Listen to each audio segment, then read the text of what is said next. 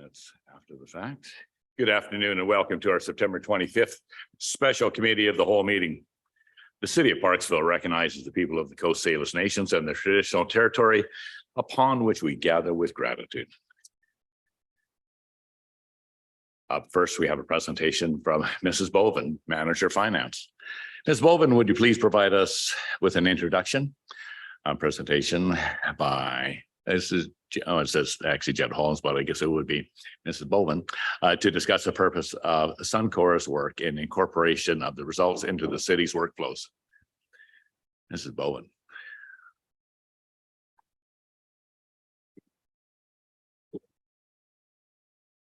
Thank you, Mayor O'Brien. I'd just like to say that Jetta sends her regrets. She's just away unexpectedly today, so I'm just filling in for this brief introduction. Great, thank you. So with respect to capital asset assessments and valuation, the SunCorp Valuations report that they're going to be presenting to you today is an important asset management strategy item, and it's providing data about our vertical engineered assets. So it's not an asset management plan itself, but it is going to give us information that is going to inform the preparation of a bunch of documents, which I'll talk about next. So there's a small working group of us that have seen the report. It will now be disseminated to the rest of the departments. So staff from those departments will be evaluating the report. Their evaluations and incorporation of some of the data are expected to inform the assessments of risks of the related assets. As you'll see from Mike Denton's presentation later, it will help inform our insurance statement of values. So the value of the assets that we insure for replacement, which is not all of the assets, but it is the majority of the vertical assets. It will inform financial plans and financial statements, and then as well as be an important backbone for the asset management plans that arise and are prepared by staff in the coming years. So some of the other asset management work that's in place, as council will be reminded, is the pavement condition assessment. So those results, I understand, are preliminary and should be presented to council later this fall. And then the master plans for water, sanitary, sewer, transportation, and storm drainage, which should start being presented to council starting in the first quarter of 2024. So that's it in a nutshell. What I did want to say as well, because of the staff, just a small working group, being privy to the report so far, that some of the questions that you may have today as a result of the presentation may not be able to be addressed today. So staff may be needing to go away and research and come back to council with those answers. That said, SunCorp may be able to provide some of the answers that you have as well, depending on the nature of the questions. So the next one is the condition assessment, and SunCorp is going to take over the screen now and report their data. Thank you for that. Thank you. Any questions to begin with? Are you guys okay to start? Everybody fine? Great, thank you. Proceed, thank you. They're coming online, are they? Yep. Okay, great, thank you. Perfect. I'll just take over the screen sharing if that's all right. Perfect. So ideally, my screen is brought up for you guys. My name is Devin Baker with SunCorp Valuations, and I'm going to do the bulk of this presentation. Like to kind of go through what we'd like to cover today, and certainly we've left time for questions, and we're happy to field them as best possible. Obviously, questions that are extremely technical in nature, we may have to do some research on and get back to you. But the goal will be to do a high-level presentation of the various reporting that we've done for the city of Parksville, go through some of those findings. Now, I should mention these are not the reports directly. The reports represent several hundred pages individually. So this is a takeaway of the high-level findings of the reports. So very, very quickly, in terms of a summary, I'm just going to talk about who SunCorp Valuations is, just so you guys have a bit of a background of the type of work that we do. and then I'm going to give an overview of the work that we've done. I'm going to break the presentation into three major sections, which really cover the three major reports that we did. So the condition assessment of the various assets, remaining useful life of the components that represent those assets, and the insurance valuation, which is the reproduction cost of your assets, your vertical assets, for the purpose of insurance placement. I mentioned we'll leave time at the very end for questions so that you can go through them. So very quickly, SunCorp Valuations, who are we? So we're a privately owned valuation firm, Canadian-based. Office is pretty much right across Canada, and we've expanded into the US. We are a full-service valuation and consulting firm. So tangible assets are what we do. The bulk of our work is typically completed for municipalities, private or investment property, major industry, industrial manufacturing, various clients of those nature. We provide a significant level of appraisal services as well as consulting services. Some of the items that we've mentioned here in terms of asset-based consulting, so things like remaining useful life studies and capital asset planning, we provide assistance for. Obviously, our reports are backed with errors and emissions insurance, and we are licensed in Canada and around the world to do this type of work. So this is what we specialize in. Very quickly, I'll go through the team that worked on the project. First, I'll introduce myself. I'm the manager of business development. I worked with SunCorp Valuations for about 14 years now.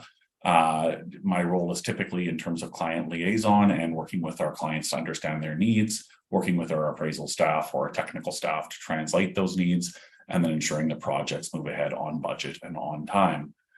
So my role in this project was to work with the Parksville team, who were extremely good to work with in terms of getting us the information and assistance that we need. So we'd obviously like to mention thank you to the Parksville team for that assistance.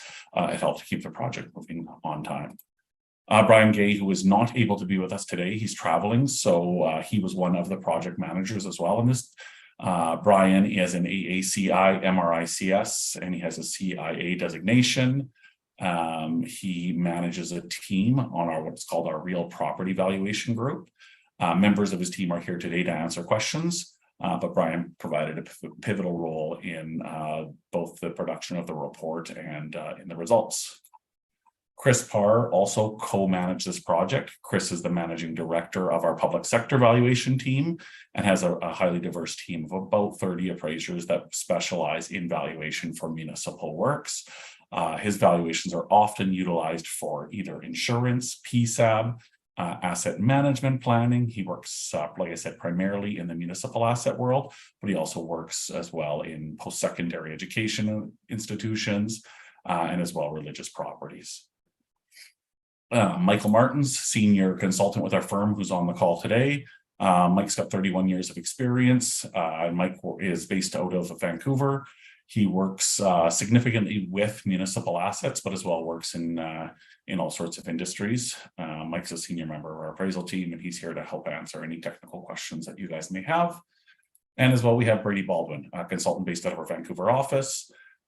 Brady assisted significantly with the remaining useful life study and provides a significant amount of research and support in terms of all of our valuation, risk management, and remaining useful life studies. So with the team here in place, I'm going to give an overview of what we were required or requested to do, and I'll talk then about the findings of the various reports. So first off, SunCorp responded and were the successful chosen bidder for the request for proposal that was labeled Asset Assessment and Valuation Services. That RFP suggested work that needed to be completed as follows. So it was the condition assessment of defined assets, and I'll go through what those defined assets are, the remaining useful life of the components that combine to make those assets, and separately the insurance appraisal of owned assets that you're the responsibility for insurance for. So first off, what were the assets that we were required to include? It may be a little bit difficult with the blue background and white font, but a predefined list of properties were included. And within those lists, there was a description of assets that should be included. I'm not going to read through them in their entirety because they're there for you to look at. But basically, essentially, the major building and structure, as well as any process mechanical of those buildings. Process mechanical is typically defined as the systems that support either the building's operation or use.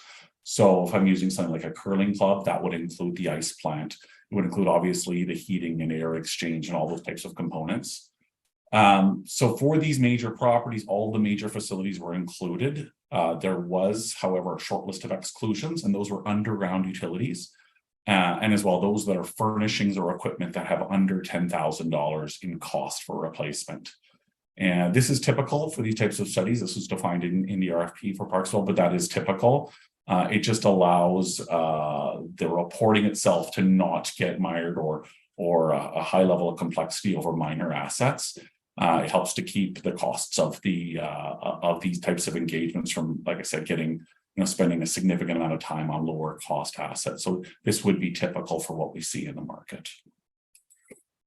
So first off, I'll talk about the condition assessment. There is a little bit of overlap in the three different reports, so I'm going to try to explain the differences between or what make up each report in its entirety. And then, like I said, I'm going to pull out some of the high level findings.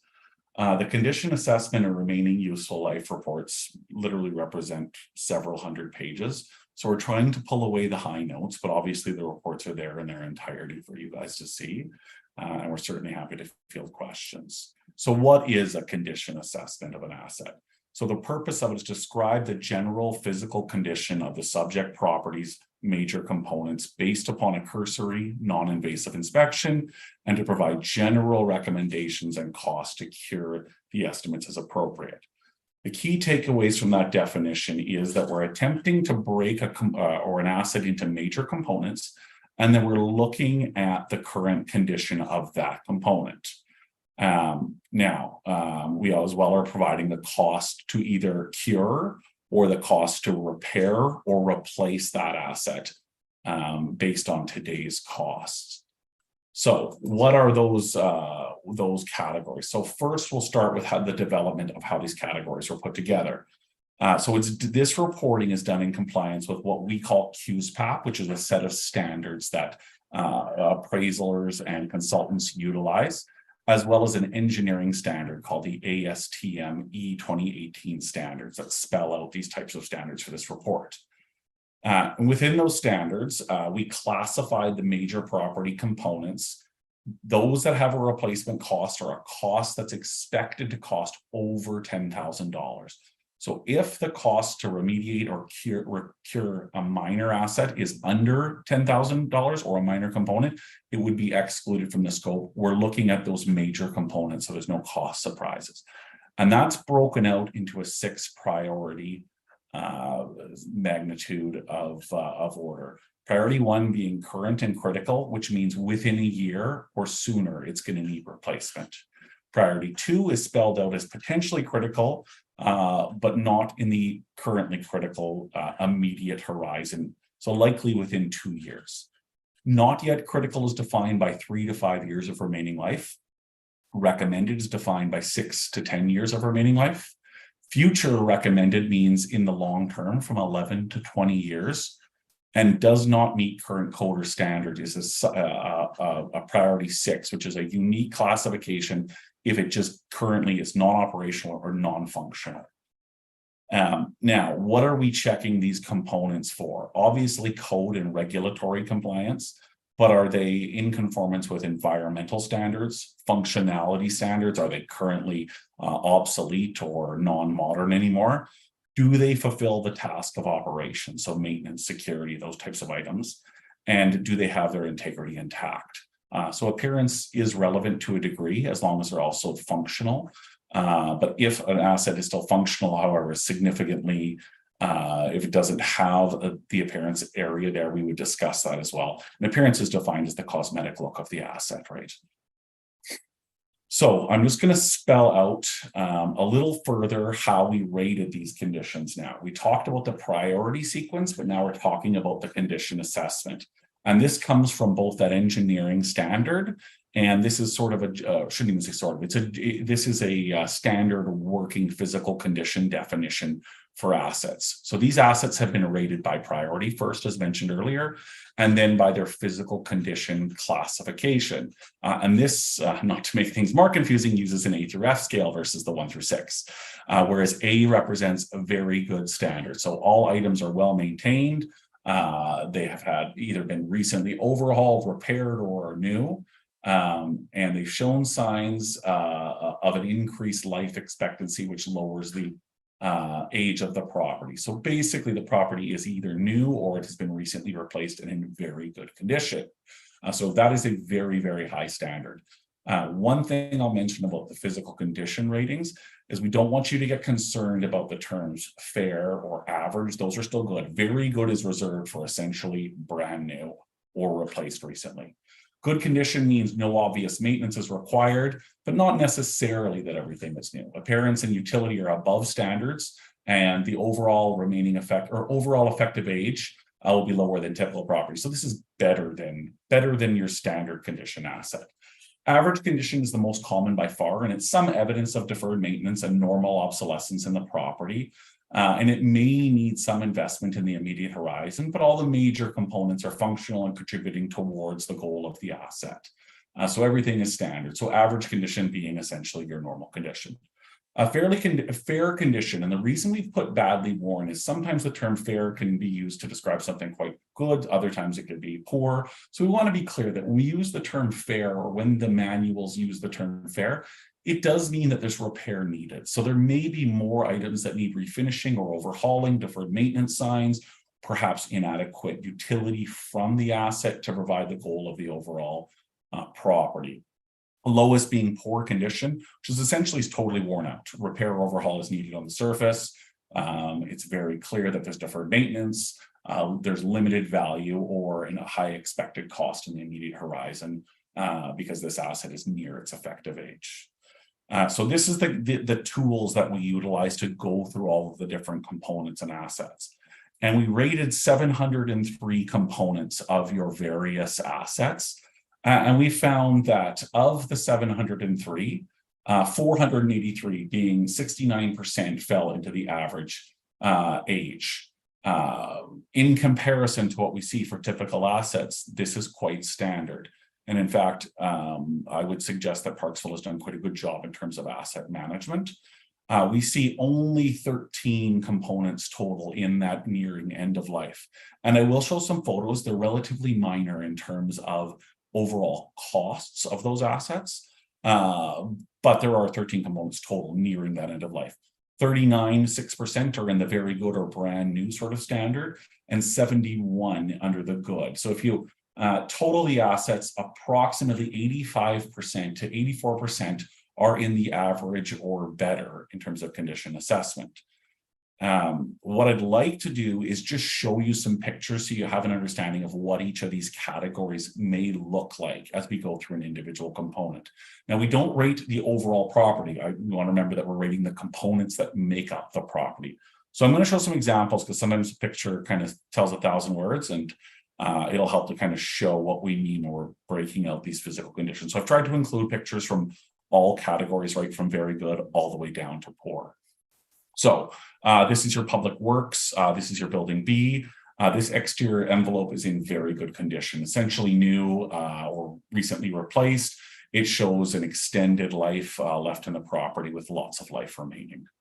Sorry, I said siding and I meant to say roof system. I'm sorry, roof system and envelope. Apologize.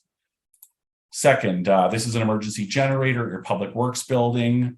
Review of the components. Have this emergency generator in very good condition.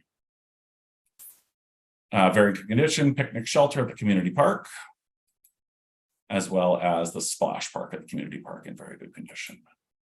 Overall, this is good condition. So still of that upper above average, the wall systems at the fire hall, the asphalt paving at the Shelley Park Center, the washroom building at the community park in average condition. So this is getting down to your standard condition now. The gazebo at the community park appears to be in standard condition, as well as at the Parksville Civic and Technology Center, the exterior envelope, as well as windows.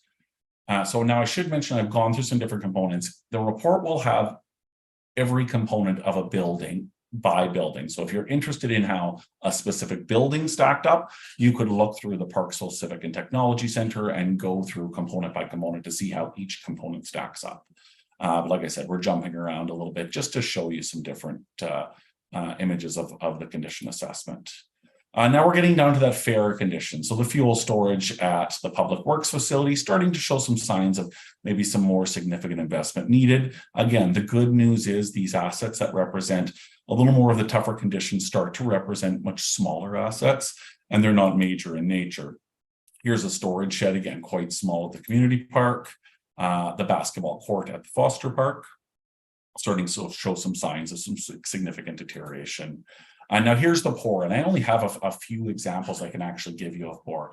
The Public Works utility trailer is very much nearing end of life. And the final asset that I can demonstrate a poor remaining life is the Public Works salt storage. And the salt has just caused some deterioration of the major components. So an expectation that there'd probably be an immediate need for investment into this property. Now, there was one more photo here of the skate park. Skate park starting to show some immediate repairs needed. Again, this is exterior element, so not significant in terms of cost. However, starting to show signs of end of life on that asset. Next, and not to be confused necessarily with the condition assessment, but there is some overlap in this, is the remaining useful life of these different components. And what the purpose of a remaining useful life study is for us to provide you an estimate as to the length of time the asset is likely to operate before it requires repair or replacement beyond general maintenance. So it's assumed that Parksville has standard general maintenance practices in terms of their assets to keep them updated. Unlike the condition assessment, but maybe partnered with it, we're now trying to predict how long you have till you need major repair or replacement of assets. And again, we don't look at this as a single building or property. We break those properties down into their various components that can be replaced. This report is extremely data heavy. So what we've tried to do is parse the data into graphical context so you can see the life or the remaining life of your various assets and what the expected investment would look like when you need to either repair or remediate those assets. So what is remaining useful life? It's a subjective estimate of the number of years remaining of an asset, component, or system that's estimated to be able to function in accordance with its intended purpose before warranting replacement. The reason the word subjective is used there is that it's forecasting. So we do assume that the asset generally lasts within a reasonable time that should be expected of the asset with general or average level of maintenance, with obviously good installation and workmanship. The subjective portion comes in over when various components can fail before their life or can extend to last beyond their life. Our research and estimates are based upon the components that you have in the market that you have them with the climate that you have. So it's done to the highest degree of objectivity possible. But as everyone knows, these components, roof systems, heating systems, various other systems can fail, or like I said, they can last longer than their planned life. Now, the basis is cost of reproduction new. And what that means is when we're looking at the asset and its remaining life, what does that asset cost to repair or replace today so that we have an estimate of cost? So we're going to forecast how long this asset should last. And we're also going to provide what's the cost to repair or replicate or to put this asset back in use. So it's not just the raw material cost. It's the cost to purchase, to freight, any associated tax that's involved to get the asset installed, operational, and the utility being utilized of this asset. The only thing we don't consider is things like overtime or significant cost premiums, because it's expected that you would incur these types of contracts or installation processes based upon normal means, not that it needs to be done under an emergency basis or there's premiums there for overhead or significant bonuses that are paid for them, anything like that. It's based upon market rates that can be expected. Market rates are researched as of today, and when I get to the insurance portion of the valuation, I'm going to talk about how important local research is with the very recent rapid period of inflation that we've gone through that's now officially starting to cool off, but want to talk about why that's important when I get more to the insurance side, because it's really, really relevant there. So in summary of our findings around the remaining useful life of your components, This was broken into 693 components. You'll notice it's a different number than the condition assessment. Not all assets can necessarily always be repaired or replaced. So if you think of superstructures of assets, you would never replace essentially the frame of your building. Now, how did the assets that Parksville have? Well, they fared very much in line with the condition assessment. The remaining useful life, the average is that you have between 50 to 74% of the remaining life of your assets, and that represents 393 of the 693. 147 of the components are newer than, so they have more than 75% of the remaining life, and only 2 components in the entire 693 are in that very end of life need. And I showed some pictures previously, they align with those. These are the assets that are down to their final 10%. So I'm going to show you high level one property in at least some degree of granularity so you can see what we do. But if I did that for every property, this turns out to be hundreds of slides, and I don't want to do this. So then the balance of the other properties, what I've done is I've brought them out into a cost forecast. So you can see when funds are needed and sort of what the funds are for in the future. Again, you can go right down to the report itself to get a really granular breakdown. And I'll show you for one building, or the one main building, what that looks like. But when we map out all of these components into a cost table and we project this out, we can see the forecast for funds as they're needed. So basically, this is the combination of all of those 693 components and the cost to replace projected out over the next 50 years. When I look at this and I compare to other major municipalities, this doesn't stand out as anything unique. You obviously have windows of times where there's higher cost requirements and times where there's you may sustain periods of lower cost requirements. And that is generally when major buildings sort of come up for the need for major replacements, major asphalt, roofing, siding, those types of things. What you really want to avoid, obviously, from a budgetary perspective is having too many components coming due. So it gives you that ability to sort of look to the long term and either anticipate when money is going to be needed, or you may look at scheduling projects to get the maximum efficiency or cost efficiency out of them. So again, this is the combination of all of the assets, but I'm going to walk through the individual buildings so you can see. The major sort of line item there is that 2043. And like I said, it was just a window of time or a significant number of larger cost assets approaching.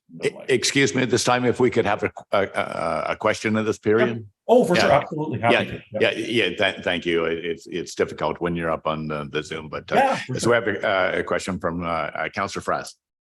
Thank you. Are you able to go back one slide, please? Absolutely. You said earlier too, the number of rated components is different than what we saw previously in the 700 or so, because some aspects like the framing isn't getting replaced, so it's not being included. Is that correct? Yeah, there are some components that we don't give a remaining useful life for. These components have to be, you have to have the ability to go in and replace them. So there are some components that, like I said, just don't fall under, we still give a condition for them, but essentially a good example would be your superstructure or property or your foundation. There are repairs or maintenance that can be done to those assets, but essentially you'd very likely never, pull those assets out, replace them with the existing building. So that's why I mentioned there is a slight deviation between the total number. It's only about, I think, 10 in this case, or 15 that appeared in the condition assessment, but not in the remaining useful life study. Okay. So in this results here, your number rated components, the amounts you have up there don't seem to match the number of rated components. They should. Let me just take a look here. We've got 393, 147, 85, 15, and 642. Yeah, that is odd. I am going to take a look at that and see what's going on. We're missing one of the major, one of these must have a typo in the overall number. So I'll take a look at that. Yeah, I'm just curious as to what category those missing ones would fall under, if it's more in the need to be replaced or in the higher end of the good condition. Sure. And maybe while I'm going through the presentation, Brady, if you have a minute, would you just look into the remaining useful life tables? and just see. Like I said, we must be missing or have a typo in one of these categories. Now, I do know when the data was pulled together, it was leaned very similar to the condition assessment where, roughly almost 80% of your assets were in that higher end of life left remaining. But let's get you a specific number as to where we're missing. It looks like 50 assets here. So I'm thinking there's a typo in one of these, but we'll figure that out, and I'll get that to you here before this end of this presentation, ideally. Got your calculator handy. Let's see, someone's got a keen eye for math there very quickly, so that's impressive. Good for you. And while we're taking questions, if there are any other questions from council at this time, go ahead, Councillor Martin. I was wondering if thank you very much for the presentation. If there's very many assets claims under the 10,000 category, I know personally in my own situation, in my own house, we have an extra insurance for that. And it's a very nominal fee. But if it doesn't happen very often, then there wouldn't be any point. But under 10,000 claims aren't covered, according to what I understand. I would have to defer that question to the Parksville staff on that, because we didn't investigate those assets. So I mean, we didn't investigate them. I don't know your insurance policy, so that wouldn't be something I could comment on. Okay, thank you very much. Maybe no problem. we can find out, because it might add up, but maybe it doesn't. I don't know. But absolutely. Yeah, for sure. I'm not sure someone on the asset management team from Parksville, if they want to address that, or if that's something that you guys would discuss later. Thank you. We're redirecting the question to staff. Thanks, Councillor Martin. I don't have the statement of values in front of me for insurance purposes, but what I will say is I don't recall any assets that are valued under 10,000 for insurance replacement, if that's what you're speaking to. The reason for that would be that most deductibles are anywhere from 10,000 to 25,000 for regular claims. And then for extraordinary circumstances such as earthquake or other major events, they can be 100,000 or 250,000. So that would be one of the reasons why we don't insure assets that are less than 10,000. That said, for instance, with like PCTC, we do have a component that is not a component, sorry, like that SunCorp has been talking about, but a component of our insurance that is for the equipment and contents. So that would include like the desks and the smaller dollar value items for replacement for insurance purposes. I think the $10,000 limit here that Devin is speaking to is more for the assessment of the repairs that would be necessary or the replacement of individual components that are less than 10,000. Okay. Thank you. Good. Complete. Yeah. Thank you. And Councillor Gore. Thank you, Mayor. Just a quick comment, since we are picking up on numbers and some errors. I think in the slide where there was assets condition assessment percentages, even that percentage was off. Actually, it added up to about 101%. Okay, and that may be rounding, but I'll look into that as well. But I'll definitely take a look and see where that falls. Maybe, or if Brady, if you have a minute while you're there, instead of me I won't flip through slides and make everyone a little bit sick here. But if Brady, if you could take a look into that too, and just maybe at the very end, if you have a chance, we can resurface those numbers. I have a question here, Devin, if we could. If you were almost at the slide where you looked at the skateboard park. Yes, for sure. Was assessed at poor. We've had recent remediation to that. I guess maybe it is a question for the staff. Has this remediation already taken care of what is shown as poor in this condition assessment? Because I know we just recently had fix-ups on it. If I can direct to staff, please. Yeah, it was assessed. This assessment was done prior to the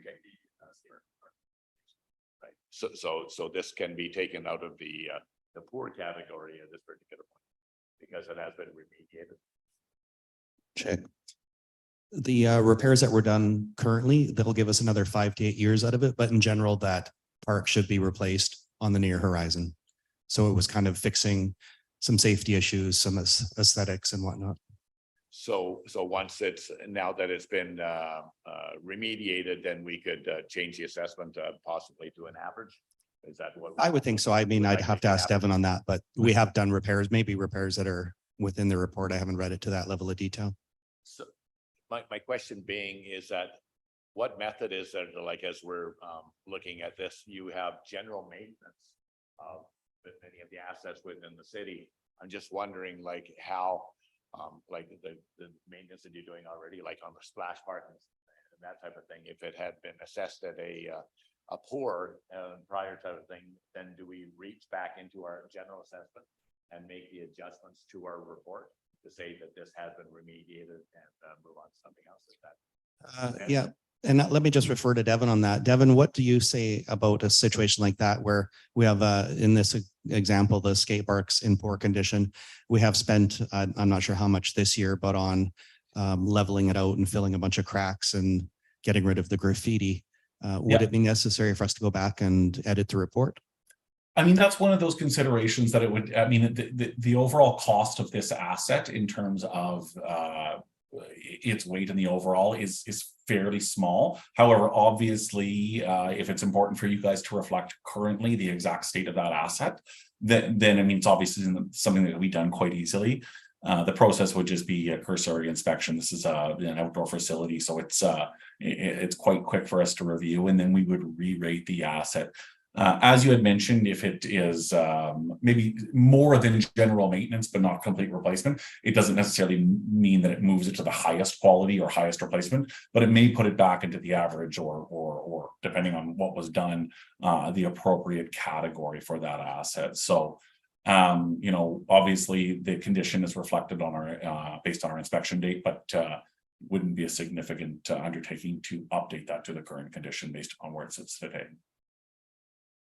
Thank you. I'm good with that. Any other questions, council? Carry on, Devin. Thank you. For sure. Thank you. So I'm just going to skip ahead back to where I was now, and I'm going to talk about how we break apart the remaining useful life of first off an entire building. But like I said, if I was to go through this, it was about 400 slides worth of information. So what I'm going to just show you here, and I appreciate there's lots going on this slide. And like I said, I'm just going to talk about kind of how we break this down. This is done. Now it says example, this is live, or this is actual data, but it's done. Like I said, I'm just going to demonstrate it for one property so you can see. We break the building down into various categories and subdivisions, we call them. So categories are spelled out on the very left, and those are defined as it could be foundations or excavations, floor finishes, ceiling finishes, roof structure, roof finishes, electrical, and there can be multiple similar categories of assets if the components, which are the division, are different. So a good example would be yard improvements. There's various different yard improvements at this site. There's pavers, there's asphalt paving, sidewalks and pads, general landscaping, patio deck, those types of things. Essentially, what we do is we take each of those components and we assign what is a useful life.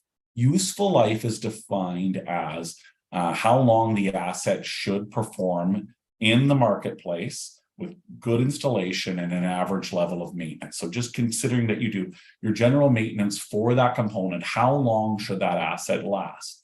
Doesn't necessarily mean that the useful life, if it's if it's old, it couldn't be longer if there have been above average maintenance or major components replaced in it. And that's what does make it slightly subjective. You can take an analysis of, say, a boiler system or an HVAC system, and you can replace the major components of them, giving it significant life. But the overall component itself may by year be old, but there could be significant remaining useful life because of the investment. So how we ascertain this, one, it's a non-invasive inspection, so we don't fail test these components. We're not poking holes in the roof or anything like that. What we do use is observed condition. We have discussions with those that manage and maintain the properties to understand what they're seeing. And then we go to the market to understand how long these components should last. Generally speaking, just utilizing straight tables for life isn't necessarily the best way to operate, because those tables can incorporate different climates or different component ages. So we really want to understand what's going on locally. It is a bit of a coincidence, but this is all in physical condition C.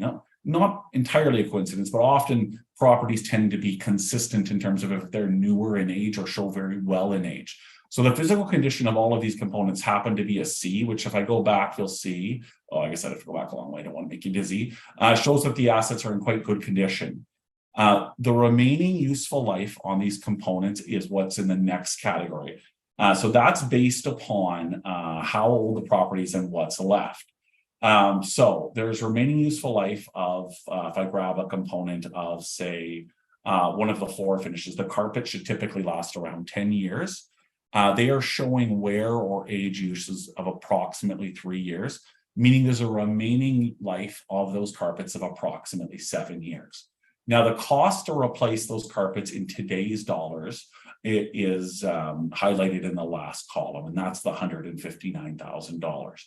That's not the cost to replace in 7 years. Inflation is obviously a consideration, and it should be included in terms of some of your projections and your analysis.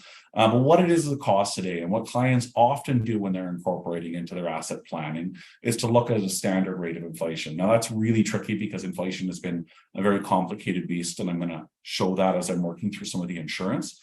But we are starting to move into a period of what we feel should be more stabilized in terms of cost increases. So I just want to make mention of that.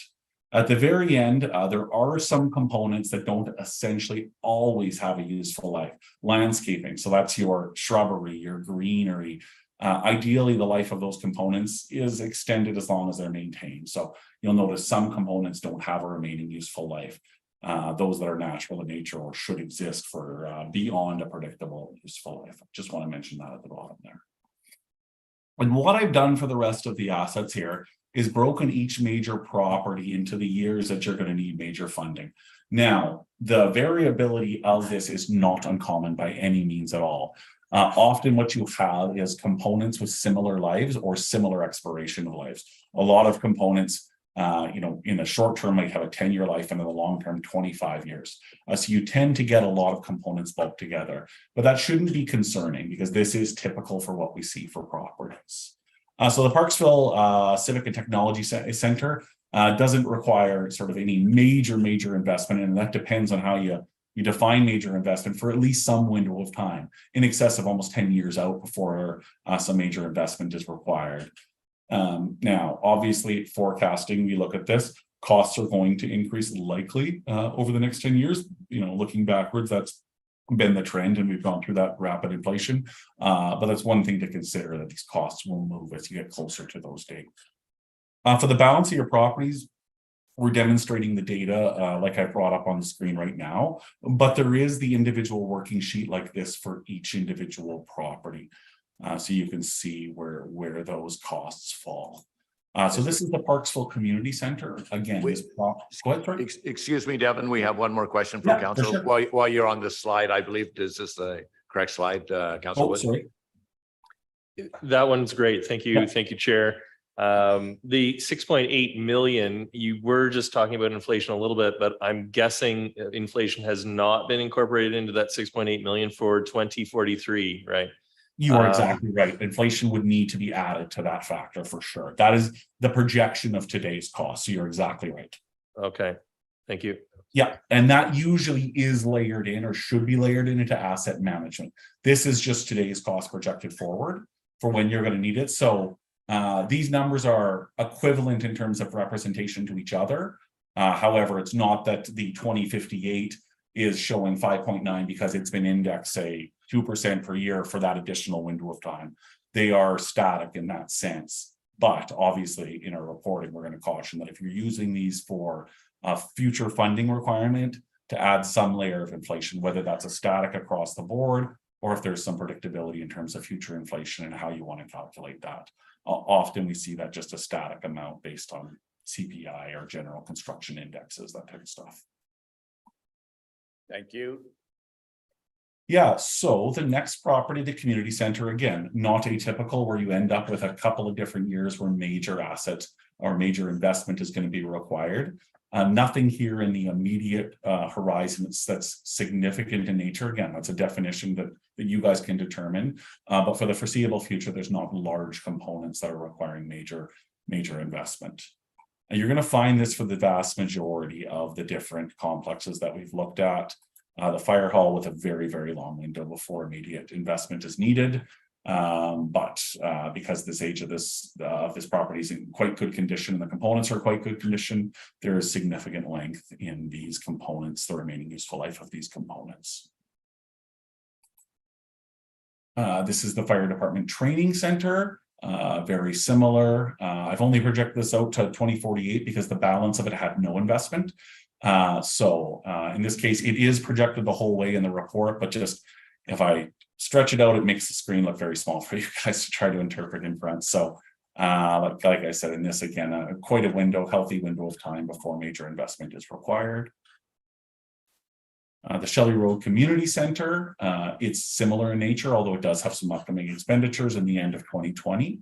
And you can defer back to the original reporting if you want to see what comprises each one of these components. They're not necessarily a single component because multiple components can come due at the same year, obviously. The curling club. Now, these components are higher in nature for overall cost, but there is a healthy window of time before investment's needed.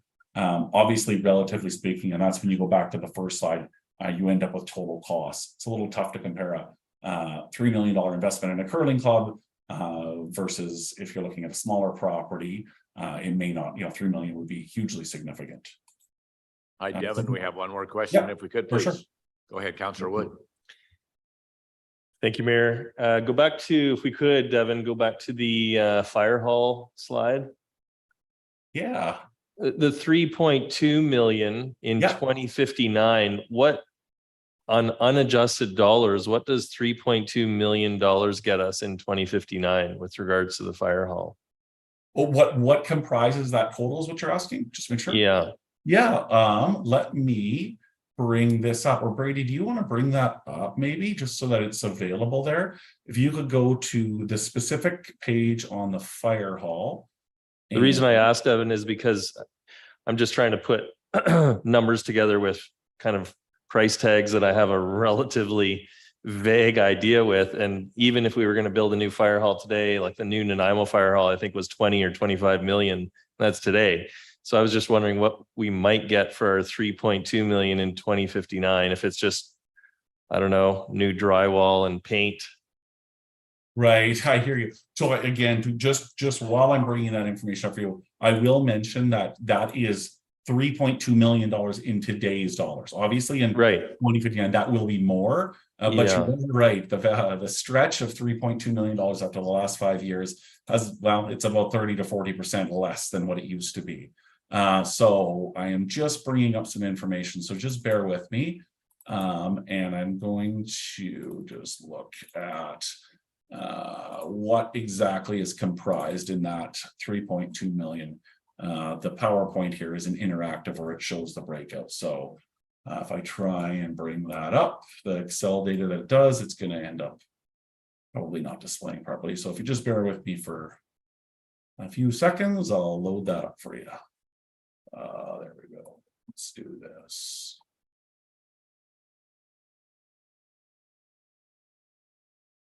Let's see what I can find here.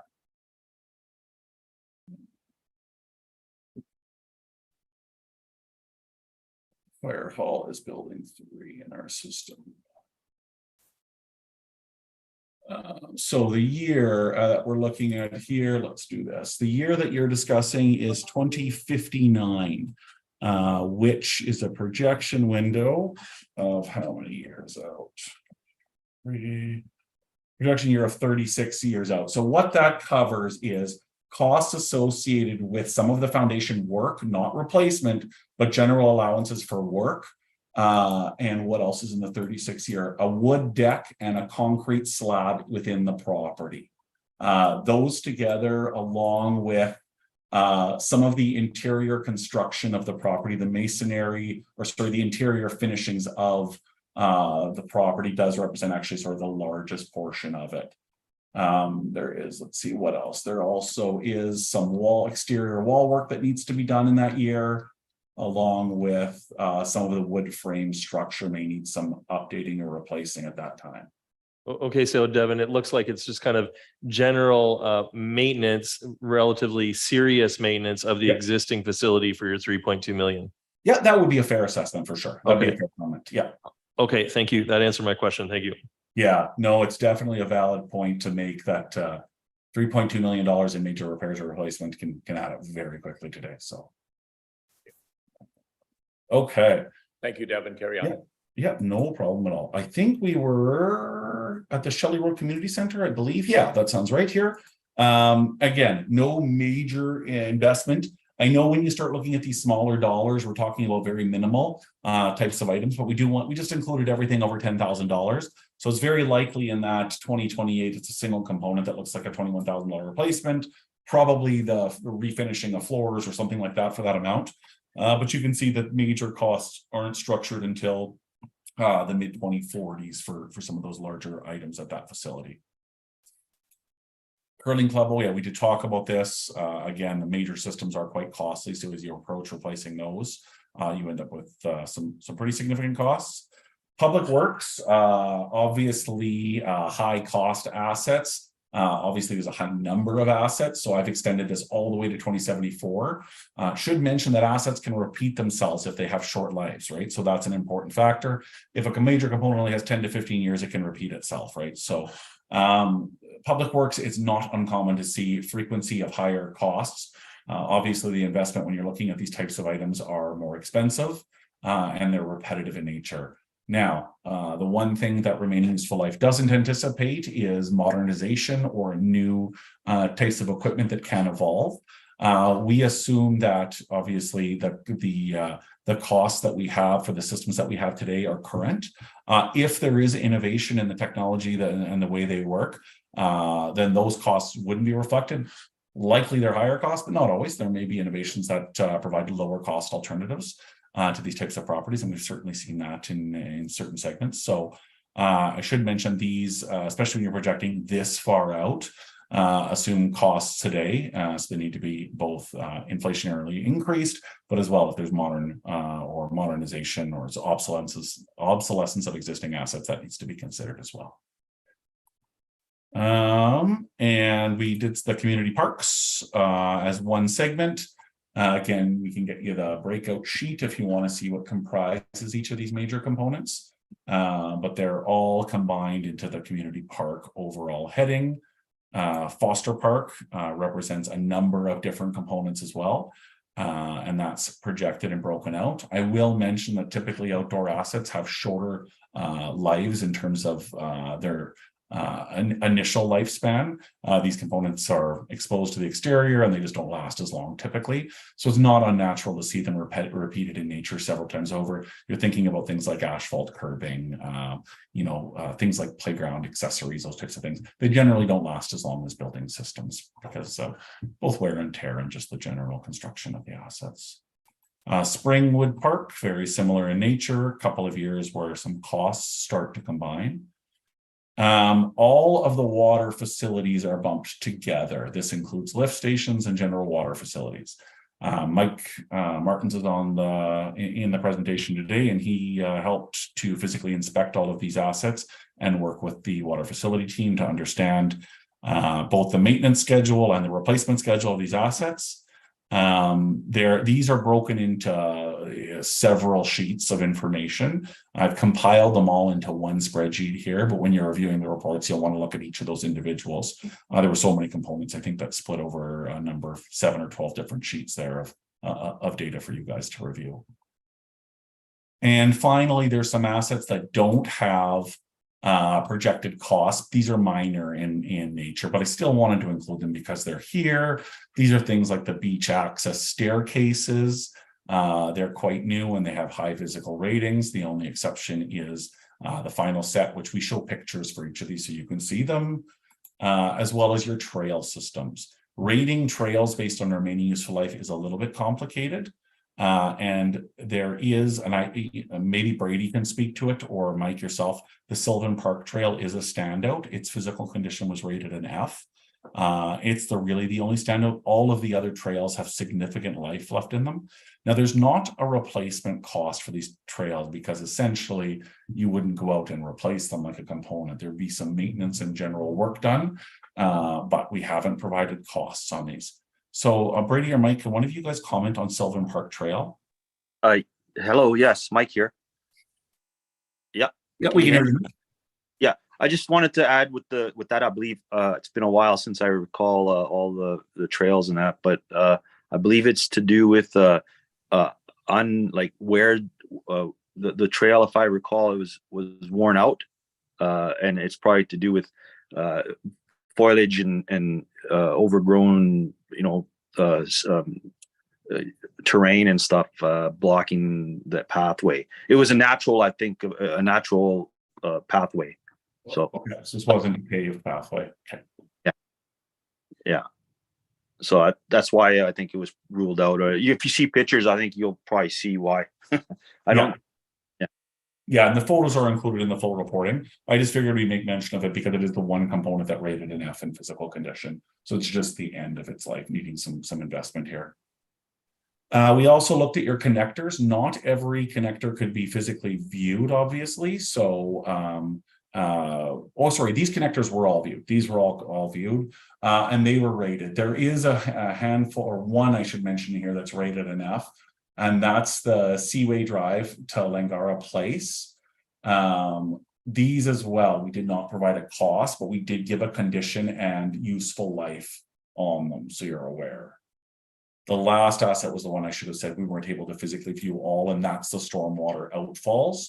Everything we were able to view or could get access to, we rated and gave a remaining useful life on. So these all have significant life left in them and are all rated in fairly good condition. So they've still got some remaining life left to go on them. The last segment, and then I will open the floor to general questions, is the insurance appraisal. And what I'm going to do is talk about what was encompassed in the insurance appraisal, what's going on in the insurance market. Now, when I'm saying the insurance market, I don't want to talk about what rates and that kind of stuff, but talk about what's going on with replacement costs as it pertains to the insurance market, because it has been a very odd number of years here. And then I'm going to just give a conclusion of where your total replacement value came in. And I believe then Parksville City staff has some information they want to layer onto that. But first off, the insurance appraisal. What was the purpose and the date of the appraisal? These are items under the QSPAP standard that we need to define. So first off, what did we provide you? We provide you with the cost of reproduction new. What that means, it's the cost to replace an asset in a like, kind, or quality with current market prices. So you're going to take an asset. Now we got to think more overall building or overall property. If there was a loss, you need to replace it. And it would need to provide you not only the similar utility, so a curling rink obviously would provide you the same number of sheets of ice, but it's based upon similar construction so that it has the same look and feel of that asset to be replaced. It doesn't consider some of those things I mentioned before: overhead, additional bonuses, premiums, if there happens to be a very unique marketplace where there's surges. But what it should encompass today is the true replacement cost, complete, not just the components, not just the materials, but the overall cost to put that property back in place. The effective date of that appraisal was January of 2023. Now that is relevant in the sense that time matters. However, what I'm going to demonstrate is that time didn't impact the valuation nearly as much in the last 9 months as we had in the previous period. And in fact, we've seen quite a flattening in the cost market, but I'll talk more about that so that you're aware. But it would be relevant that the report does have an end of January effective date. What was included in the insurance appraisal? So we obviously want to look at the cost to replace building, construction, and services. Services talks about everything from tying in services from the lot line of the property to the property, any of the yard improvements or site work, so paving, any sort of exterior elements, signage, fencing, lighting. often I'll have discussions with clients and they'll say, well, you know, generally speaking, natural disasters or property losses don't impact my yard improvements as much. And there's a reason we segregate these. They're for your consideration and for you to decide how you're going to place insurance. But we do caution that often the construction of a building may impact those kinds of things. You want to have all of your numbers in front of you, and then you guys can determine how you utilize them.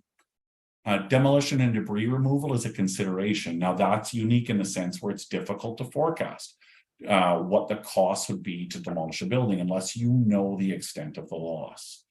So what SunCorp utilizes, which has become now an industry standard, is the scenario of a partial loss. So the loss represents about 60% of the property, meaning the balance of the property would need to be torn down and the site would need to be completely cleaned up. And that would include your standard costs for lift fees or dumping fees, tipping fees, often they're called, and cleanup of the site. It does not include any extraordinary cost if you have environmental contaminants in those properties, things like asbestos and that kind of stuff. We are not experts in site remediation or environmental remediation, so we assume that there are no extraordinary costs for cleanup of a site beyond the cost of the standard cleanup. We also don't assume that you may receive any money for salvage operations from some of the materials, which happens at times. So it is just assumed that you have the costs associated with cleanup of 40% of the remaining structure and 100% of the material removed from the site. We also include mobile equipment in our valuation, so that you have those. Now, I'm going to talk about what's going on in the market. And I realize that this is Canada-based information, but I just want to paint the picture that for the first time in a long time, or for as long as, you know, numbers that we have represent, we saw nationwide, and I want to say worldwide, but at least North American-wide, rapid inflation. It doesn't matter the market you were in, inflation was significant over the last number of years. And this is due to material prices, not labor. Prior to what we saw in 2020 and 2021 with the increases, we would see more situational increases where labor was short in certain regions for certain components, and we would have sort of prices. You can think of the Fort McMurray example, where there was just a shortage in labor, so they would see construction cost increases. The last number of years, it has been across Canada, across the US. It doesn't matter the industry. Honestly, it didn't even matter the material that you're utilizing. Both wood and ferrous metal products rapidly escalated, and we ended up with cost increases nearly in the double digits. So I'd like to provide a few different sources of information just for validity to sort of demonstrate what happened. And probably, again, Stats Canada doesn't recognize every community, so I apologize, but in fact, Vancouver, being one of the most expensive marketplaces, relatively speaking, saw some of, according to Statistics Canada, some of the lowest cost increases, and that still represented nearly double-digit numbers each year. The belief being that Stats Canada is a little bit light. They tend to trail with their information. But I have another example that I'll bring up, which is through a published, it's a non-public service called Marshall and Swift. And a lot of both construction companies as well as estimators, appraisers utilize Marshall and Swift. It's very common in the insurance industry. They break their properties into various classes of construction. Now, when I'm talking about class, we're not looking at real estate class. Like when you think of a Class A office building being the best in nature, highest quality in an ideal neighborhood, these are classes of fire rating for them. So Class A being a fireproof steel frame structure. What Marshall and Swift suggested for Victoria for both a Class A, so a fireproof steel building, 21% increases year over year for costs, and then followed by another 11% increase. And on your wood frame, your standard sort of, generally under 3-story, you can go higher than 3-story now with certain wood frame products, but generally speaking, they forecasted a 10% and then followed that with a nearly 20% increase in Victoria, or sorry, a 17% increase and then an 8% increase layered onto that. The national average for those were in the 18 and 12% range. And that is another 12% on top of the previous year's 18. So really, really significant increases, especially when we saw a number of years at that 1 to 3% increase for costs. And again, I think everyone's really aware of this. Anyone who's bought groceries or, heaven forbid, finished their basement or, bought anything, the impact of inflation is very much there. But it is, statistically, it's very clear that it's very expensive. And I use the example of wood products. So, we look at wood at under 1,000 board feet of wood. Leading into COVID, that was around $300 to $400 per 1,000 board foot of lumber. During the peak of COVID, it escalated just above, I think it hovered above $1,500 per 1,000 board feet. And your standard 2x4 that might cost $2 to $3 at Home Depot was up to, $12 to $15. We have since now seen a significant retraction in raw material prices. That doesn't mean the end retailers is retracted fully, but now we're looking at lumber prices closer to that $500 per board foot. So almost, if you were to take the pandemic out of it, where it might have been with standard inflation. So there is some belief that we're going to see some of that come through to the retail market. I don't think we're there yet, but we're on the right side. Ferrous metal products, which are the metal that incorporates so many of the construction materials that are used in most both equipment and construction jobs, is also significantly back under control. So the thought is we're going to see some of that translate to a much more stable cost environment. The last source that I brought, again, is not a public source, but it's a subscription-based source called assessme. And I just like to mention they in a line as well are showing multiple years of double-digit increases through 21 and 2022. Now, I talked about the relevancy of your valuation in 2023. Now, Mike Martins is an expert in this stuff, but he'll correct me if I'm misstating anything. But this year, we have seen a relatively flat year for some of the reasons that I've mentioned. We, in individual areas, have seen pockets of inflation, but labor is being the impactor now more than construction materials. So the relevancy of the effective date of your appraisal is there, but it's not as significant if it was the previous year, where that value could be, if assessme was at, what we're utilizing, could be as much as 10% off or 15% off. The thought is that your number is relatively similar to the January 27, 2023. Mike, would you add anything to that or take anything away from that? Yeah, I would just say, it's stabilizing usually I think over the next few months we'll have a better indication, but it's usually there's a slag behind of these indexes and where we're going to go. But I believe we're seeing that stabilized inflation for sure. Perfect. So in terms of the total number of the replacement cost, and I have no basis of understanding where your current insurance place is at, our total for the facilities that we were asked to include incorporated 77.8 million Canadian dollars as at that date.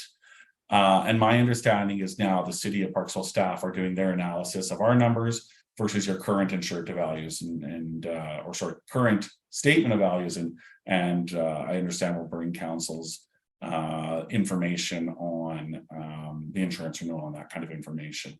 There is obviously significant breakout, and this report represents a fairly lengthy report, but that's the high level summary of those findings. And with that, I'm happy to field any questions. And of course, I'm going to put Brady on the spot. Brady, do you have any luck with, of course, I have some spreadsheets open on my screen, but did you have any luck with those component totals?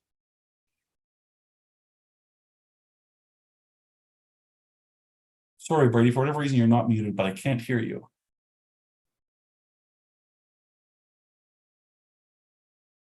Yeah, sorry. I don't know. I don't think if I can't hear him, I'm guessing you guys can't as well.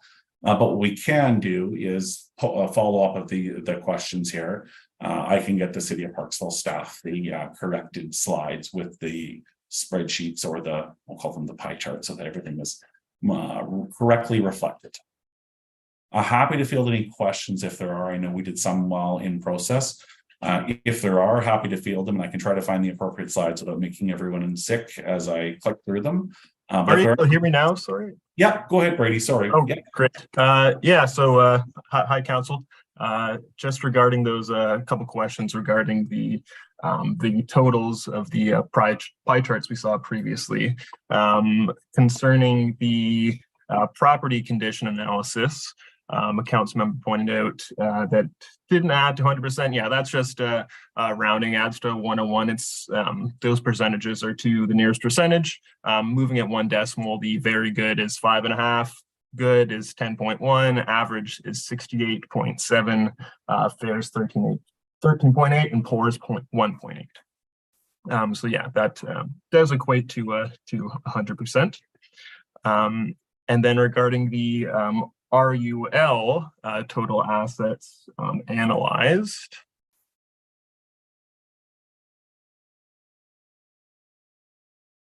Yeah, right here. Yeah, so there is a typo in here. The total number of rated components should be 639. So it looks like there was just a little issue with that being transposed. And the only difference in the total there is that 85 components in the 49 to 25%. That should actually be 82 as well. So a couple typos in there, but yeah, the total number of rated components should be 639. And I take blame for those. Those were me when I was inserting those numbers here earlier. So this should be corrected to 639 instead of 683. And like you said, this the 49 to 25 would be slightly adjusted just by a couple of numbers, right? Yeah, exactly.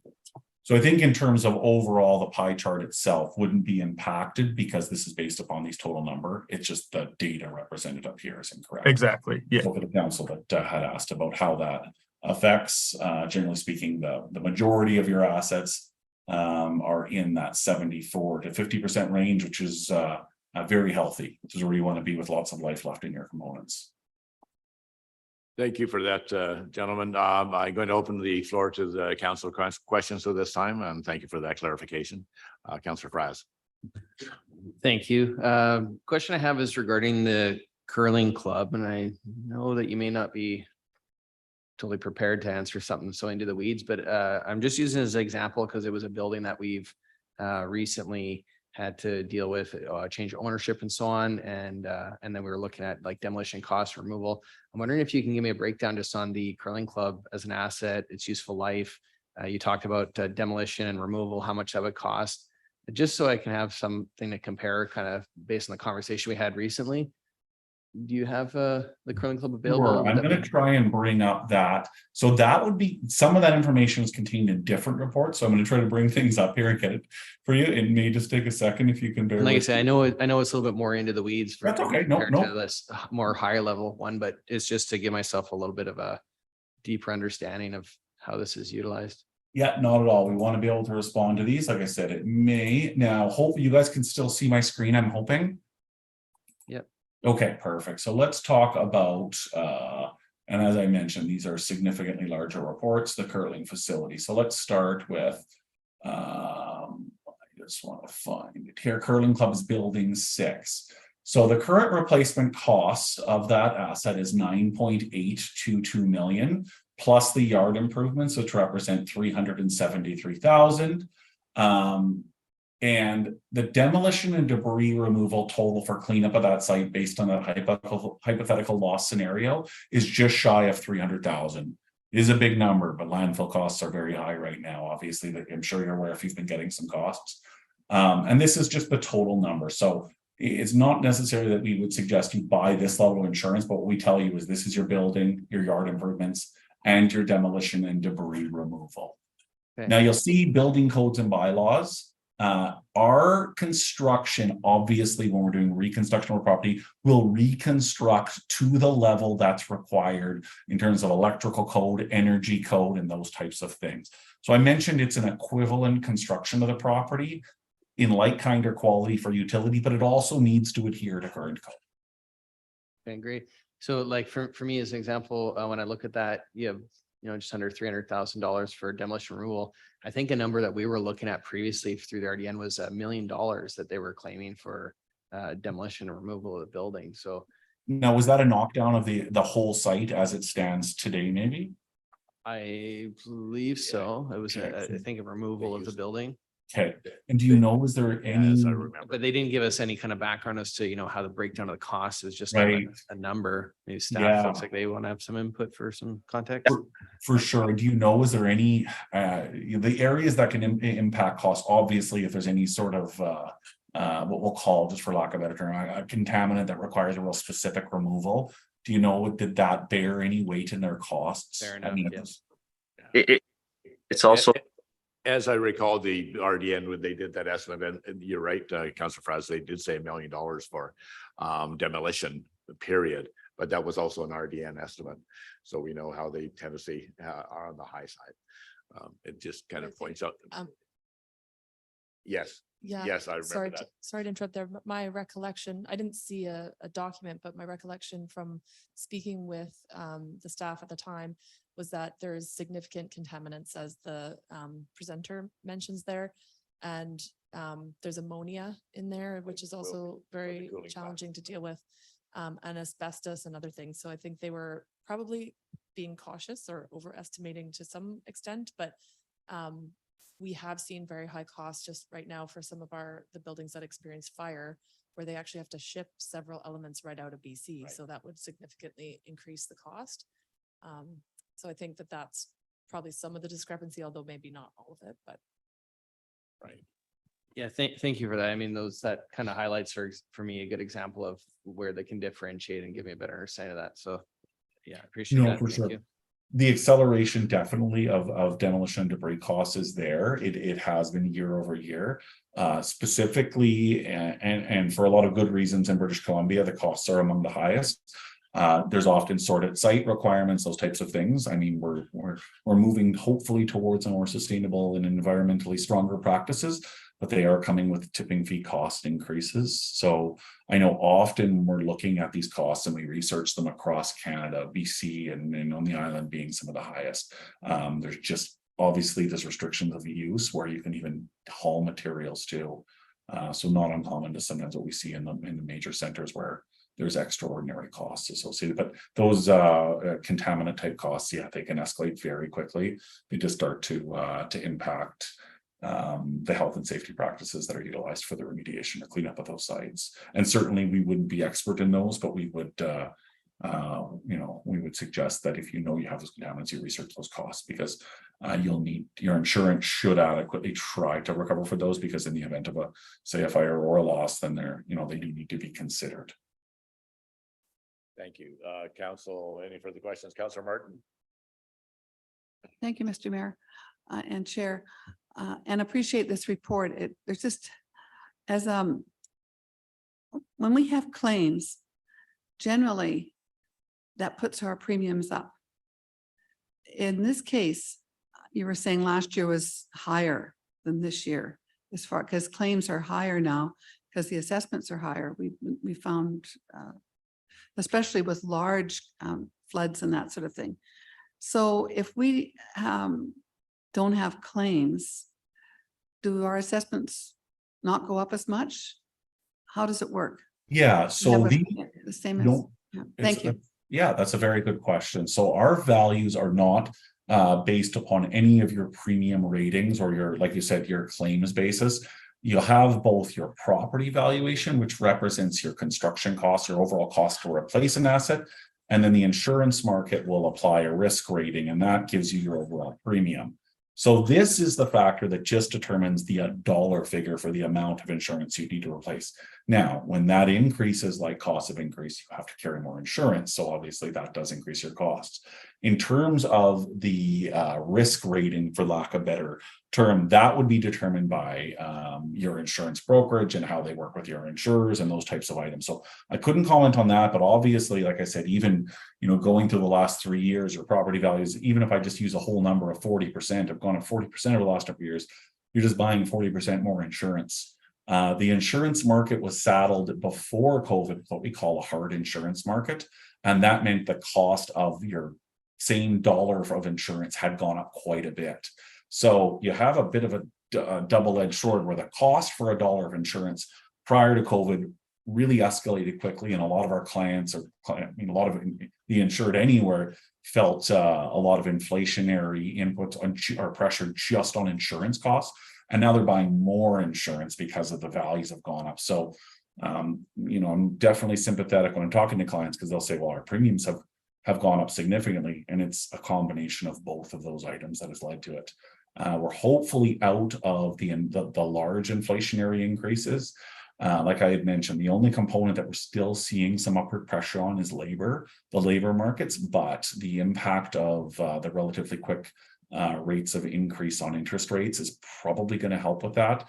and help is not necessarily the best term. It's probably going to stall some projects, which means that labor is going to be a little more readily available. Material prices, we have no notion that they should continue to go up. There is no back end reason why they should. Raw material prices are down.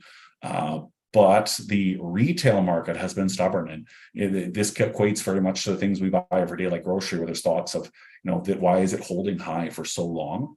Our conversations with, right from mills, right to the finished raw product supplier, there's commentary that they had to pay in, inflated costs to acquire these assets, but hopefully that's going to trickle through and we're going to see that. So hopefully there's some relief on the cost side for construction. The insurance market performs more with the financial market. So as insurance companies make their money through investments, they tend to adjust their rates. But the amount of losses that we're seeing this year, and we're in the middle of seeing losses, that obviously impacts overall rates. So things like the hurricanes and fires and wildfires we've seen don't give great signs in terms of the projections for what insurance rates may do. Could leave that conversation though directly for the Parksville staff, because they have the conversations with the brokerage and insurance companies. But yeah, it's been a tricky couple of years in terms of insurance costs for sure. Thank you. Thank you. Councillor Gore. Thank you, Mayor. So this question is for staff. Is this the right time to ask the staff, or perhaps later? No? Go Okay. ahead. I would just like to know, like, how often do we as a city do the asset valuations? Is it done every 5 years, 10 years? And I'm guessing it's perhaps it's a requirement within the LGA. Is that correct? I'll try to answer that question, Councillor Gore. I don't recall, I have only been here for just over a year, but I'm not aware of the last time the city went out for any sort of asset valuation. I believe the city, back when we had to introduce the public sector accounting standard 3150, when we began having to record our capital assets on our financial statements. I believe we used SunCorp Valuations for that. That would have been around 2008. But nothing since then that I'm aware of. I am not aware of any legislation that mandates us to get appraisals. I think Devin could probably speak to this. I think there's best practice. Yep. I know that your insurance provider, or our insurance provider, and other insurance providers I've had in the past have preferred that we're going out every 5 years or so for an insurance valuation. That doesn't mean to the extent that SunCorp has done their work today with the condition assessment, but certainly on the insurance standpoint and evaluation. Did that answer your question? Sorry, it does. Thank you. The reason I brought it up is, like, within the Strata Act, because I live on Strata property, like we are mandated to have these reports done within every 5 years. So I was hoping it was probably the same. My second question, if I may, Mr. Mayor, is of all these properties, all these assets on the list here, how many of them are insured, or are we supposed to get insured? Yeah. I will say to this, I'm not sure exactly what, I don't think that the one that's on the screen includes everything. I'm just looking through it quickly. I'd say the majority of what's on there is insured. Right, just looking at, like, yeah. The food truck pads, we are not insuring the food truck pads, are we? I'd have to look at the statement of values to look Just at the curious. details. I don't believe that level of detail is on there, but certainly PCTC, PCC, all of the fire department assets, the entire public works or operations yard, structures at the community park, the theater, etc. All of that is on our statement of values. Through SunCorp's work, they did identify some above ground or vertical assets that aren't currently on our statement of values. So staff will be evaluating that and deciding whether or not we recommend that we do insure those assets, or whether or not it just doesn't make sense to. But I'd say, like, the large ones are covered. Right. There are small ones on here that likely aren't. Thank you. Yeah, just curious. Thanks. Yeah, and I can add on to the requirement question if that's all right. You're right. The only regulation where it's a requirement for insurance appraisals is strata or condominium. And that's done both insurance and depreciation reporting, which is very similar to the some of the reporting we've been presenting today. There's no requirement in terms of legislation for the frequency of insurance valuations. That's often sort of internally mandated by insurance companies, and they'll often suggest that either one, they'll give preferential rates or preferential sort of policy terms, things like guaranteed replacement of properties, or they may remove what's called a co-insurance margin if you have these valuations done. But there's no provincial or federal regulation for how the frequency of an insurance appraisal. Often best practices around that 5-year range. Lots of clients do an initial valuation and then do sort of more like desktop updating or indexing for a number of years until there's a level of discomfort with the report where it needs to be done again. So that will be the general industry standard. Thank you. And just pointing out that the PCTC is a joint venture that we have. And so just my question to staff is that so all the costs that would be incurred, including insurance, is share on a shared basis. Is it a simple 1/3, 1/3, 1/3, or what if the CAO or Boven can actually advise what the percentage is to the each tenant? Yeah, thank you for that. Yeah, it is based, there's a formula based, my understanding is on the square footage of the space that we use. And then of course, the library leases from the city's portion. So then that is piecemealed as well. So it's a portion. It's not a third, a third, third. It's based on the square footage of usage. Right. Yeah. And so since the library leases from City Parks, so that's still the City Parks owns that portion. So we have all costs incurred built into that since we're the leaseholder. But as far as the school district 69, that would be on a percentage basis based on square footage is what they do. Correct. And the lease or the ownership agreement that we have in place. So we are the primary holder of the insurance for the partnership, and we then pass along those costs to the other players. Right. Thank you very much.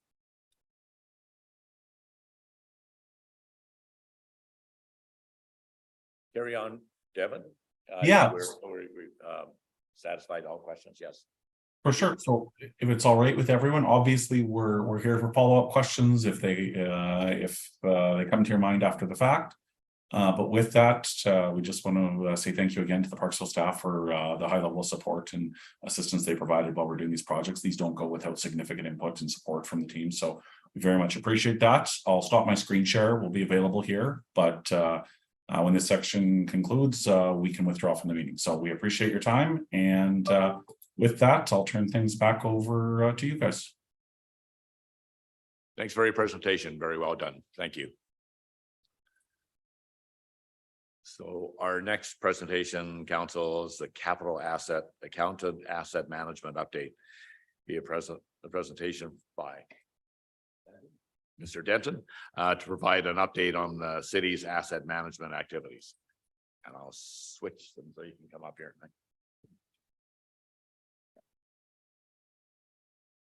Yes, the same one that Harley was using.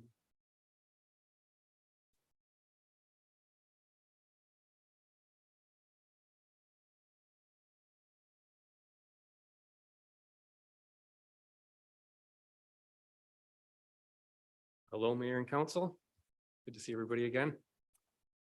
I just wanted to give everybody a brief update on our asset management initiatives in 2023, as well as what we're planning to do in 2024. But first, I just wanted to give a brief update on what we're going to do with some of the SunCorp data. And if SunCorp's still on, I just wanted to thank them for their presentation as well. So we're going to be using the estimated remaining useful life and replacement cost data to really inform our asset registries and our asset management plans. This will be helpful in estimating replacement dates and future replacement costs for these vertical assets and helping inform these asset management plans, as well as inform funding requirements for the capital plan.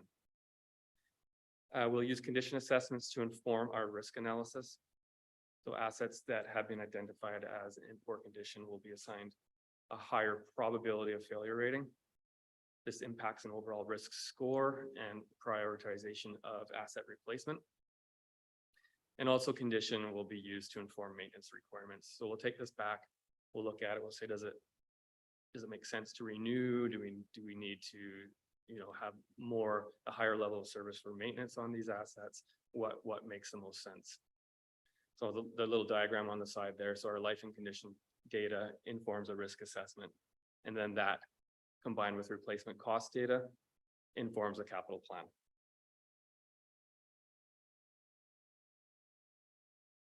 The appraisals that SunCorp did will help ensure we have sufficient insurance coverage for our assets. We'll be going back to look at that as we discussed previously. And then SunCorp did also have some high-level risk assessments that they included with their deliverables. We'll be using that to compare against our city-developed risk ratings, and any major anomalies will be investigated. So our asset management efforts in 2023. I came to council in February of 2023 with the asset management policy and strategy, which was approved at that time. This is a big milestone for the city to have a strategy in place that we can follow into the future for our asset management activities. Training, we put 6 staff this year through the NAM's asset management planning certification program. So we had 2 staff members from operations, 3 from engineering, and 1 from finance take this training. I found it was a very good training. It went through several modules over risk, life cycle costing and budgets, levels of service, demand management, and then the final deliverable was all staff members had to produce a draft asset management plan. We have plans to continue to put more staff through this training. The SCM provides a really good subsidized rate for municipal staff members. The overall goal is to enhance organizational-wide asset management knowledge and awareness. Asset inventories, there's been a lot of work this year putting together comprehensive asset inventories, and we've developed listings for water, sewer, roads, drainage, parks, facilities, the fire department, vehicles and equipment. We still have some work to do on the water treatment plant asset inventory, as well as natural asset listings. On the natural asset topic, the plan is to start that natural asset listing in 2024, 2025 as per the strategy. Master plans. So engineering has led the development of master plans for transportation, sewer, water, and drainage this year. These will be used to inform our asset management plans.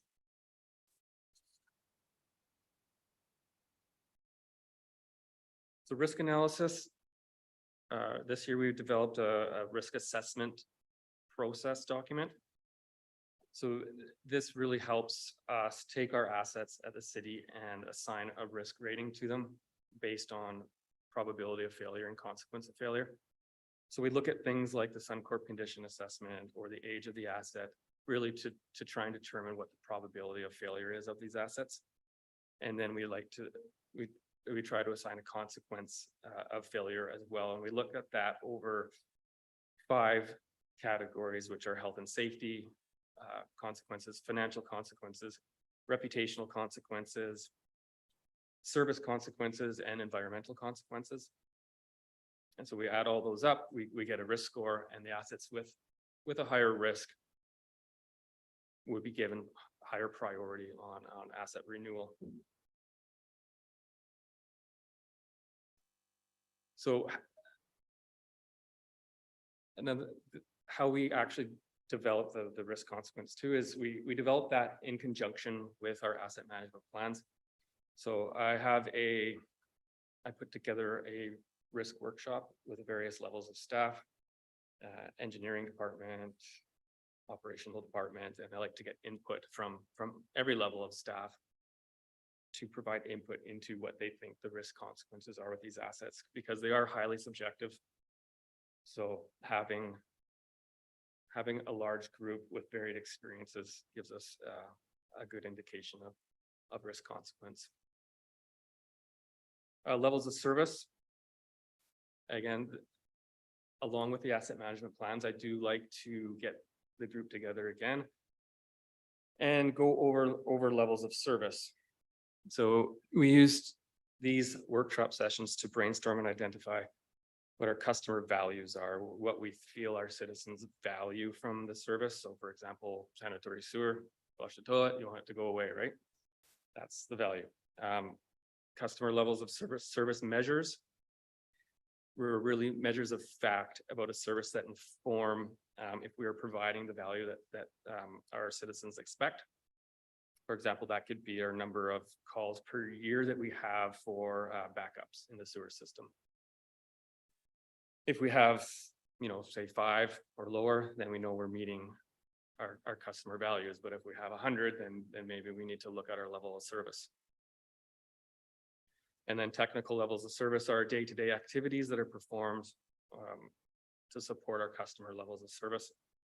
This could, for example, could be the number of sewer mains we flush every month. So this is what we're looking at when we have these workshops with staff.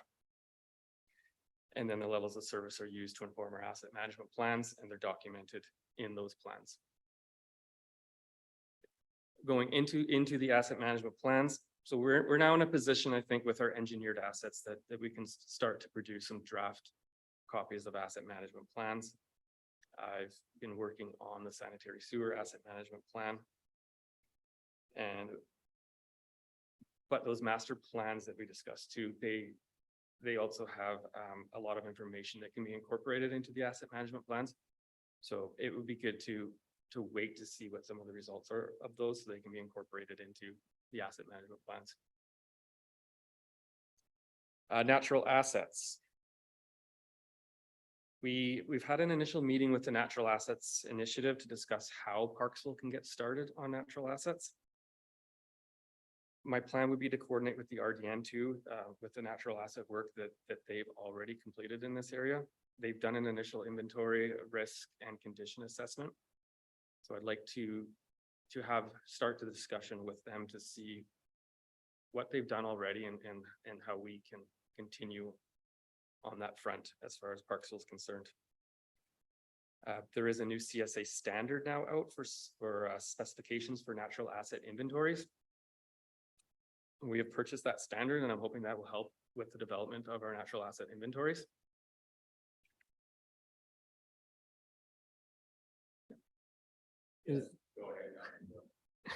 Thank you, Mayor. So I'm pleased that you guys are taking the initial steps on the natural assets inventory. And I really like the collaboration with the RDN. I really appreciate that. I'm really hoping that this work is completed before we start the OCP revision, so those findings can be incorporated into our new OCP. So I know we start the OCP revision next year. So is this a fair timeline to have this completed so we can incorporate those findings in some of the work that the OCP could look into? Yeah, I'd have to look into the timeline for the OCP there, but as part of the asset management strategy, we are planning to start looking into that in 2024. So I think we'll have to see how that aligns with that work. That's what I heard. Sorry, I'm not clear, but I heard Mr. Denton saying that 24, 25 is when they hope to start the natural assets. It should jive pretty close to the OCP review happening at the same time. It may be helpful to form the OCP review. So,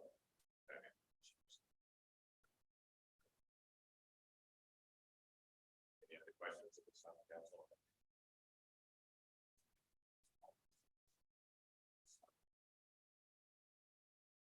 Yeah, moving on to condition assessments. You've just seen the presentation from SunCorp. Engineering's also led some CCTV inspections for our drainage and sewer lines. That will also help to inform condition and risk and prioritization for renewals on underground sewer systems. Engineering also is leading the payment condition assessment work with some draft results that we currently have. Again, that will inform our asset management plans into the future here. Another thing that it's not entirely asset management related, but we did it for implementation of a new accounting standard for asset retirement obligations, is we did do some hazmat assessments this year on facilities that were deemed pre-1990 construction, just to get a good idea of which facilities we have that may have some asbestos or lead paint in them, and also the remediation costs associated with that. A couple of things that aren't on this slide. We're also looking at updating our TCA policy this year and hope to get that in front of council by the end of the year. That's our tangible capital asset policy. So on that policy, it lists all the asset classes that we have in the city of Parksville, what their useful life is, and what the threshold is for capitalization. So we want to update that to include all of our asset classes, because now we've got the water treatment plant and that wasn't on the original one. And we've got a few assets that are missing from there, as well as reevaluate the useful lives. So what I've been doing is I've been having meetings with operations and engineering to go over the useful lives that are on there right now, and to just evaluate that. Do they make sense? Do we need to extend them? Do we need to shorten them? What makes sense based on our experience with those assets? And also cost estimating. Engineering has done some work this year on updating their per unit rates for our linear assets. So that'll help support budgeting as well as asset management plan development.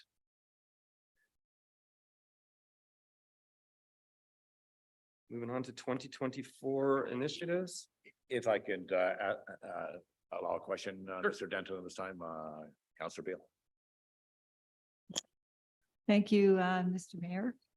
Through the chair to Mr. Denton, thank you. I'm just wondering where, if you can speak to streetlights and traffic signals, and where do they fit into, or are they considered in a category somewhere? And perhaps that would have been a question for the previous presentation. Yeah, as far as our asset management plans go and our asset listings, there's street lights and street signals would be included under roads. Yeah.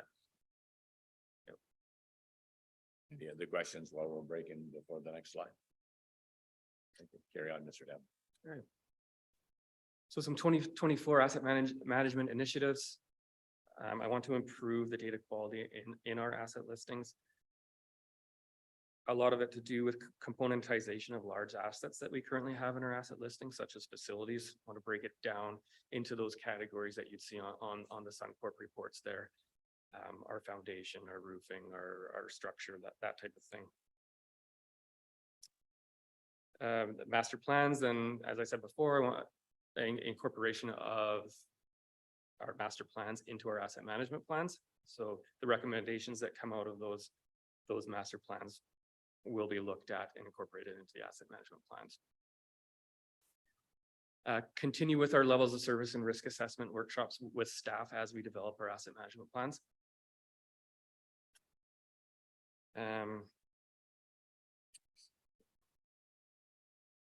Analyze the 2023 CCTV data to incorporate condition into our asset listings and asset management plans. Investigate potential future asset management software.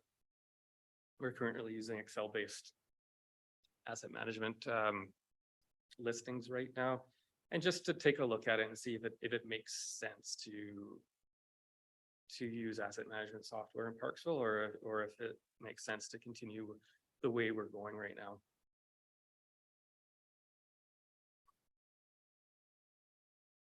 If I could ask for a question this time, maybe Mr. Denton, this might be to engineering, regarding the recent analysis we did of the pavement, where they were actually running over our roads and doing an analysis and so forth. Is that what's coming under the 2023 CCTV data, or is that a different program that gets grouped into the roads category. Thank you, Mr. Mayor, for that question. CCTV is closed circuit television data, and that is cameraing our underground utilities, the pipes. Right. So the pavement condition is above ground, CCTV underground.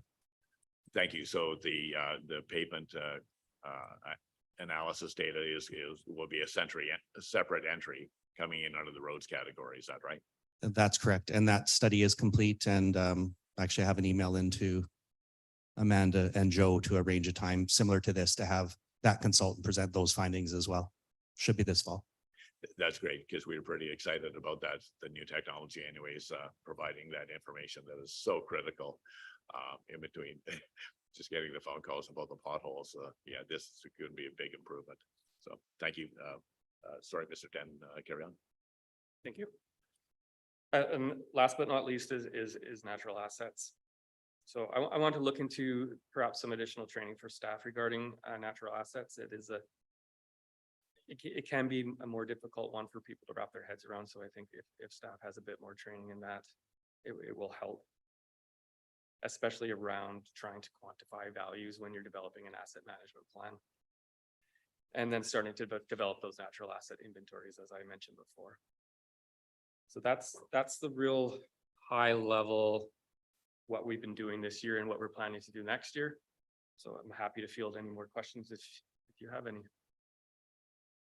If I could just comment on the natural assets, Denton, the Parks Department, Warren and his crew have been very vigorous, as Councillor Fraz can attest to. We had presentations anyways from the Parks Department about the new data gathering that they're getting for every tree that's in our city.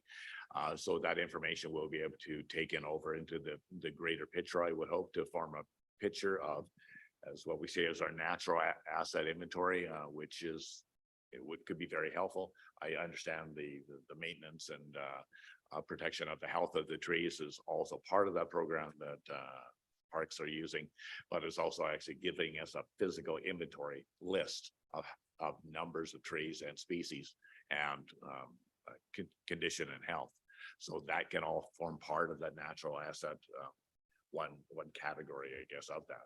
I recognize there's plenty of other assets, but having that extra information from the Parks Department is going to be really beneficial in my mind. That they're already ahead of this whole asset management program by providing lots of data. Yeah, to the mayor, I plan to work very closely with our Parks Department when we start looking into our natural asset management plan. Great, thank you. Other questions from Councillor Fraz? Thank you through the mayor to staff. I just wanted to make a comment that I'm fairly impressed with the asset management that's coming out of Parksville, and looking back over the years, how we've seemed to stay ahead of the curve as far as the requirements, and I don't see any huge surprises coming out of the reports that we had here. It builds a lot of confidence too, and I see that some of the things that are like in the poor condition, we are already on top of that and getting it tackled, even though it's a minor thing like the skate park. I think it's a good representation of what I've seen happening in Parksville as well. I like hearing when you talk about the collaboration and getting input from across many staff, like everyone getting that input. So, there's again, no surprises because we're uncovering those details through our day-to-day observations of assets. So I think Parksville's done a fantastic job, as we recognize that asset management, the requirements for it seems to be it's relatively new in the grand scheme of things. And when infrastructure was first put in, I don't think people thought so much or worried about the end of life. We have some pretty old infrastructure now. We're getting to that point where we have to consider it. And I think a lot of communities are playing catch up, and we're, like I say, ahead of the curve, even though, we're still going to have to do some big replacements and pay some, big amounts for, sewer, this type of thing as things come up. I just wanted to pass on that comment that it gives me a lot of confidence. And I think the community should have a lot of confidence. The staff here, I think, are on the right track and ahead of things. So thanks for that. Thank you. Thank you. Any other questions at this time for Mr. Den? And I have to echo somewhat of what Councillor Fraz has said, because this came through in the last council when we were there, and it was all, quite frankly, it was all Greek to us. It really was, to understand what this had the ability to do. And we were pretty excited to see it come on board. But I also have to say that I'm pretty excited that have you on board. Your proficiency is unbelievable. And I think that you've really seemed to embrace this whole program in a very subjective manner, whereas you're including so many other components into it. So I appreciate your professionalism on it, and I'm very confident in the reports that you're coming up with, and it's going to put the city on track for the next 50 years. And so thank you for your service, because you're doing an amazing job. That's all I can. Thank you, Mr. Mayor. Any other questions from council at this time regarding this? Is there? I believe we don't have any other presentations unless the staff just think, well, this is a great opportunity to come and talk to us. I don't see it on the agenda, so I'm going to ask for a mover or seconder for adjournment at this point. Moved by Councillor Gore, seconded by Councillor Wood. All those in favor?